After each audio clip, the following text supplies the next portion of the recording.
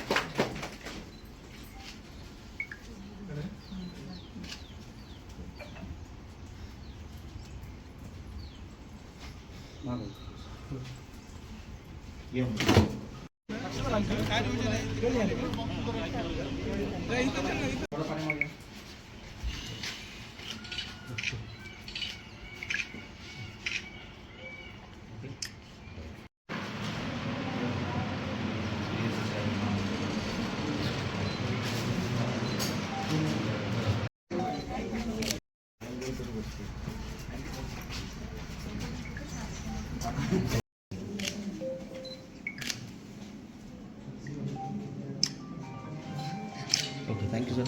मृदू व जलसंधारण विभागाने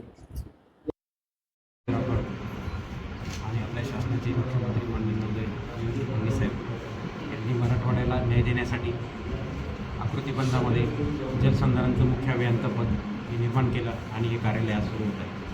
मराठवाड्यातल्या या 8 जिल्ह्यांना सोयीचं आणि शेतकरी आणि अधिकाऱ्यांना पुण्याला जायचं अंतर वाचणार आहे, त्यामुळे त्यांचे वेळ बसवून हे दोघांचे बचत होणार आहे। शेतकऱ्यांना या वर्षाच्या अल्निनोमुळं पावसाची खूप कमी प्रमाणात आणि होणार आहे। अशा वेळी हे कार्यालय सुरू होऊन शासनाने एक चांगला निर्णय घेतलेला आहे आणि त्या निर्णयाचा माझ्याकडे या कार्यालयाचा अतिरिक्त कारभार देण्यात आलेला आहे आणि या निर्णयाचं खूप चांगलं काम करून या कार्यालयाचा एक मोठा नावलौकिक मी निर्माण करत याची मला ग्वाही आहे। या कार्यालयासाठी माननीय आयुक्त मॅडम यांनी मला मनुष्यबळ उपलब्ध करून दिलं आणि माननीय कुशिरे साहेब यांनी या कार्यालयाला जागा उपलब्ध करून दिलं, त्याबद्दल शासनाच्या वतीनं त्यांचं खूप खूप आभार आहे। आणि आज आपण सगळे पत्रकार मित्र सर्व माझे अधिकारी यांनी या कार्यालयात येऊन उद्घाटन केलं, त्याबद्दल मी त्यांचं खूप आभारी आहे। आणि साजेसा आणि नावलौकिक कार्यालय हे पुढील 1 वर्षात होईल याची मला ग्वाही आहे आणि यासाठी आपल्या सगळ्यांचं सहकार्य मला मिळालेच याबद्दल मी खात्री देतो। कार्यपद्धती कशी राहणार? या शासनाच्या जलसंधारण महामंडळाच्या सर्व योजना, शासनाच्या सर्व योजना, केंद्र शासनाच्या सर्व योजना या संभाजीनगर विभागातील 8 जिल्हे आणि नाशिक विभागातील 5 जिल्हे असा 13 जिल्ह्याचा हा कारभार इथून चालणार आहे। सर्व तांत्रिक जो कारभार आहे इथून चालणार आहे आणि तो कारभार गतीने होण्यासाठी आम्ही पूर्णपणे प्रयत्नशील राहू। केंद्र शासनाचा मराठवाड्याला काही निधी आणता येईल यासाठी मुख्य अभियंता म्हणून खूप प्रयत्न करेल आणि शासनाच्या जास्तीत जास्त निधी मराठवाड्याला कसं मिळवता येईल आणि मराठवाड्याचा पाणी प्रश्न कसा सुटेल यासाठी आम्ही आग्रह घेऊ। स्टाफ किती लोकांचा राहील? स्टाफ पुणे, नागपूर आणि संभाजीनगर या तिन्ही कार्यालयाला शासनाने आकृतीबंध ठरवलेला आहे, त्यानुसार तो स्टाफ या कार्यालयाला आहे। त्याच्यामुळं असं कार्यालयाच्या स्टाफमध्ये असं कोणताही मतभेद किंवा पदभेद या शासनाने केला नाही। तिन्ही कार्यालयाचा स्टाफ हा सारखाच आहे आणि तिन्ही कार्यालयात संभाजीनगर हे कार्यालय कसं 1 नंबरला राहील यासाठी मी पुरेपूर प्रयत्न करतो। सुधारित आकृतीबंध करून आपल्या मराठवाड्यासाठी एक मुख्य अभियंताचं एक क्षेत्रीय स्तरावरचं पद निर्माण केलं आणि त्या पदावर हरिभाऊ गीतेंची जे आपली पोस्टिंग झाली ते फार म्हणजे चांगलं मराठवाड्यासाठी फार चांगली संधी आहे।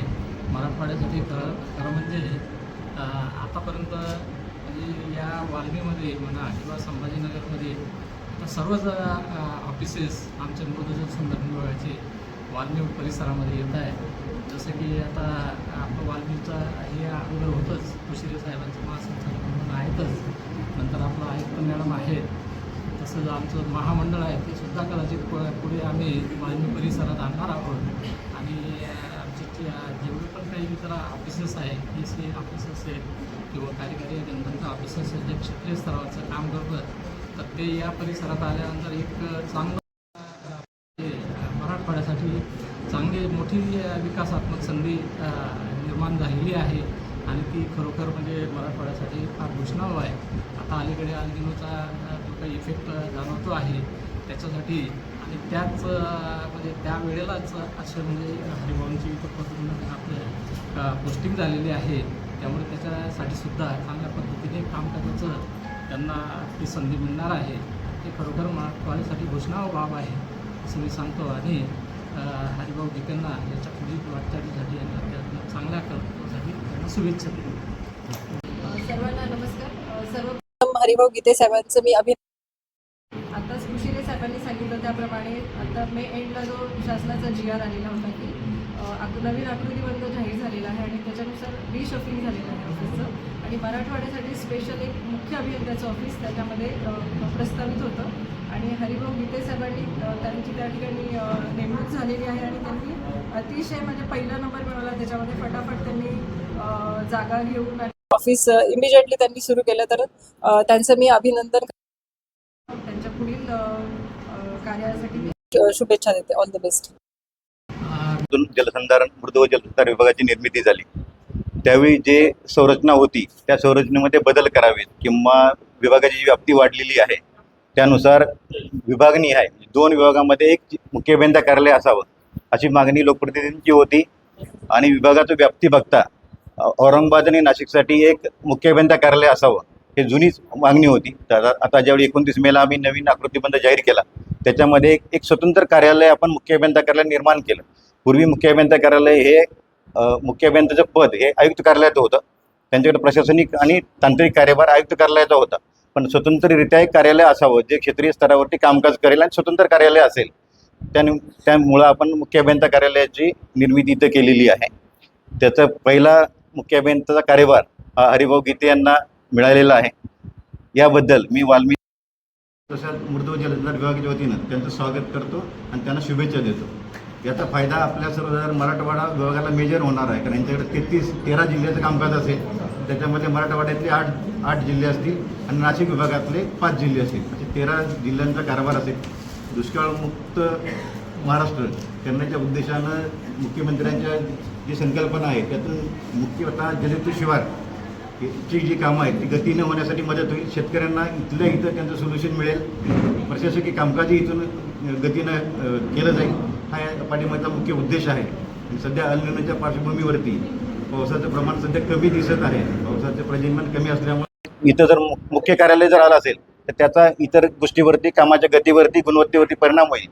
या सर्व गोष्टी विचारात घेऊन शासनाने हा निर्णय घेतलेला आहे. या निर्णयाचं आपण स्वागत करून आज हे कार्यालय इथं सुरू झालं असं आपण जाहीर करू आणि हरिभाऊ गीते यांना त्यांच्या पुढील वाटचालीसाठी शुभेच्छा देऊ. कारण त्यांनी पूर्वी अध्यक्ष अभियंता नाशिक म्हणून काम केलेलं आहे, मंत्रालयीन स्तरावरती त्यांनी OSD म्हणून काम केलेलं आहे, त्यामुळे त्यांना कामकाजाचा अनुभव आहे. त्या कामकाजाचा अनुभव आपल्या सर्वांना होईल अशी इच्छा व्यक्त करतो आणि त्यांना शुभेच्छा देतो. धन्यवाद.